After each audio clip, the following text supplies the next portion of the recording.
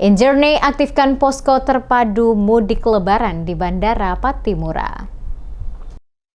Bandara Patimura, Ambon, Maluku resmi mengoperasikan posko angkutan udara Hari Raya Idul Fitri 2025 pada Jumat 21 Maret 2025. Posko ini bertujuan untuk mengantisipasi lonjakan penumpang dan penerbangan selama periode mudik lebaran. Pembukaan posko ini sejalan dengan instruksi Direktur Jenderal Perhubungan Udara nomor IR garis datar DJPU 01 tahun 2025 yang diterbitkan pada 12 Maret 2025. Posko akan beroperasi selama 22 hari, mulai 21 Maret hingga 11 April 2025, guna memastikan kelancaran arus mudik dan arus balik. Posko terpadu ini melibatkan berbagai pihak termasuk personel Lanut Patimura, TNI Polri, Otoritas Bandara Wilayah 8, Basarnas, Balai Karantina Kesehatan, Airnav Indonesia, maskapai penerbangan serta layanan ground handling. Kolaborasi ini dilakukan untuk menjaga kelancaran operasional dan keselamatan penerbangan selama musim mudik. PT Angkasa Pura Indonesia InJourney Airports selaku pengelola utama 37 bandara di Indonesia turut mendukung operasional posko terpadu ini. Posko mudik lebaran mulai aktif sejak 21 Maret atau H-10 sebelum Idul Fitri hingga 11 April 2025 dengan lokasi utama di Terminal Bandara Patimura Ambon.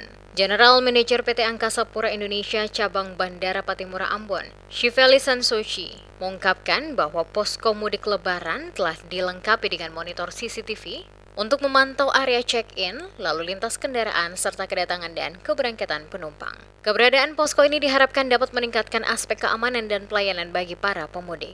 Shiveli memastikan bahwa Bandara Patimura Ambon siap melayani penumpang dengan optimal selama periode mudik.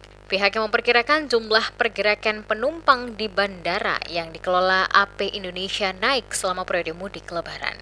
Untuk posko, kita tadi baru saja melakukan pembukaan posko. Kita per tanggal 21 ini Maret 2025 kita akan melakukan posko sepanjang 22 hari sampai dengan tanggal 11 April 2025. Ibu, ya. Fasilitas apa yang bisa menunjang kenyamanan dan keamanan?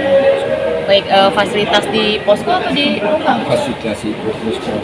Untuk posko ya, untuk posko kita ada di terminal kedatangan ya.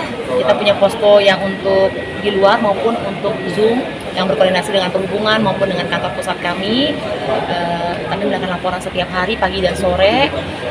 Kita juga menyiapkan berbagai atribut selama lebaran ini dan kita juga menyiapkan para petugas untuk customer service. Jika ada penumpang yang mungkin kebingungan atau membutuhkan bantuan, kami menyiapkan ada customer service dan juga petugas-petugas di lapangan.